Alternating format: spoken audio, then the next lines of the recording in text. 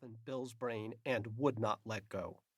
And as he describes in this book, he accomplished the single sentence, one born of cumulative experience and penetrating insight.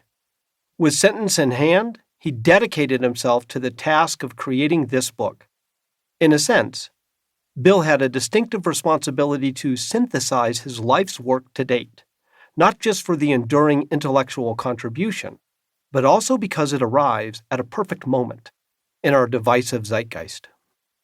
There are 3 reasons why Bill is the one best person to write this book. First, he has deep intellectual foundations and a body of work to build upon. The big questions he circles back to in this text have roots in his seminal book, Getting to Yes, co-authored with Roger Fisher, which has guided people through stressful, high-stakes negotiations for more than 4 decades. Getting to Yes is a true classic. Then he built on those ideas in further works, including Getting Past No and Getting to Yes with Yourself, a personal favorite. But in fact, the roots of his dedication to conflict resolution had already taken hold more than a decade before he met and worked with Roger Fisher. On one of our hikes around Boulder, I asked, "When did you first discover your interest in and instinct for what became your life's work?" Bill's answer? Before age 10, when going to a school in Switzerland that had a bomb shelter. It was right around the time of the Cuban Missile Crisis, and that just clicked something in me. In a sense, Bill has been working toward the sentence that forms the seed architecture of this book for fully 6 decades. Second, his insights are beyond the merely intellectual. They are deeply practical. I see Bill as a tactile researcher with the world as his laboratory. Instead of sharpening his intellect and insights by doing research sitting in a plush faculty office at some Ivy League institute, Bill decided early to go to the hardest places first, throwing himself into working on political negotiations in the Middle East. Drawing upon decades of hands-on experience, he has learned what works in complicated and contentious negotiations, how to prepare, how to zoom out to see clearly. I often think of Bill's go-to-the-balcony metaphor when I need to calm my emotions and see a conflict from a larger and different perspective. How to create solutions that can work for both or all parties.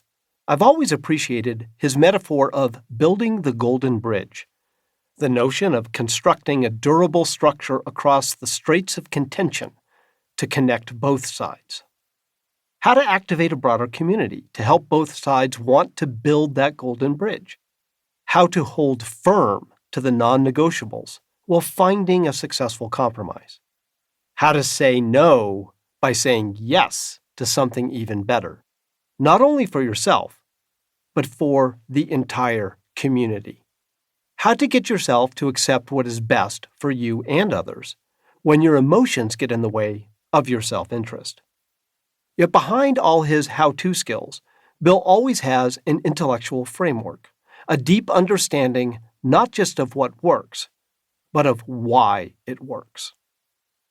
Third, Bill Urey is in a rare category of thought leaders who have made the journey from smart intellect to wise sage. With this book, Bill is in full-on sage mode. The world will always veer toward war and violence. The verdict of history does not support the idea that the inevitable trajectory of human society is peace and cooperation. Bill understands that a propensity for conflict is buried deep in our DNA. He begins all of his teaching, writing, and practical work with a realistic understanding of human behavior, the will to power, and realpolitik. Yet at the same time, he remains a practical idealist, dedicated to the proposition that the pursuit of peace and collaboration is also part of our human nature and social self-interest.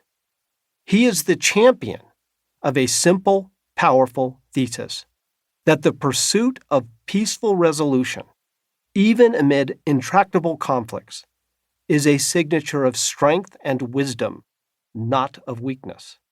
And most of all, he shows us that it is possible.